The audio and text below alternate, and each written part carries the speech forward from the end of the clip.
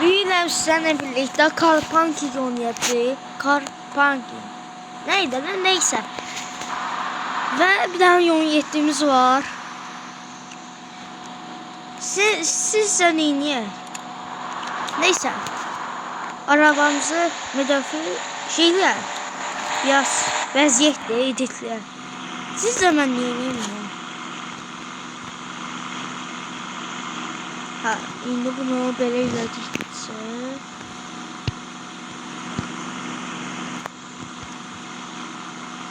onda bunu da aparaq da.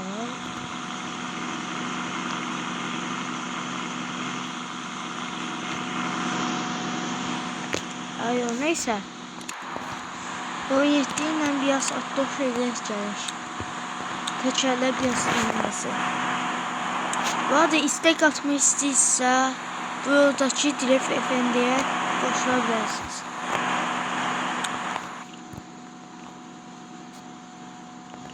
Bu arada yeni başladım. Bağışlayın. Belki bazı şeyleri bilmeyebilirim.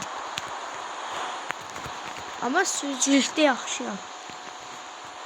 Bu arada bir iki haftada video atmıyorum. Hakikaten işleyemedi. Atamadım. Çok bağışlayın. Ve ay kişi. Neyse şu geçebilirim.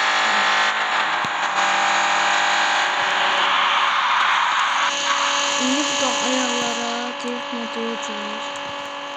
Ayda men. Ayda. Ruhsatın necə alışmışamsa. Şeylerinde ancaq səhv eləyirəm. Ve 10-cu dəfə oldu. Drift moda açsaydım yani. Evet. Benim driftim bu kadar süper. Neyse. Drift modumuza giriyoruz. Biz gazıyla gireceğiz.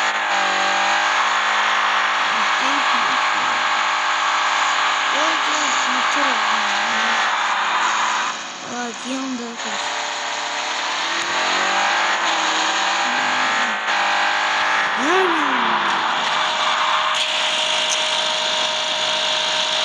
Ama sürücüsü yakıştı mı?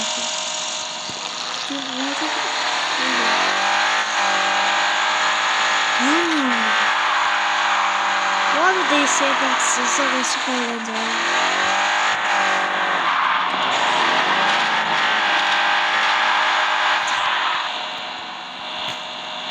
Kabağa ciddi mi? Neyse. Bir makarna koyacağız.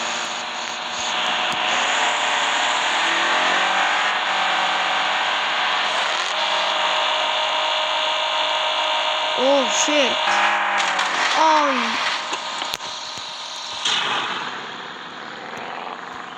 Niye ciddi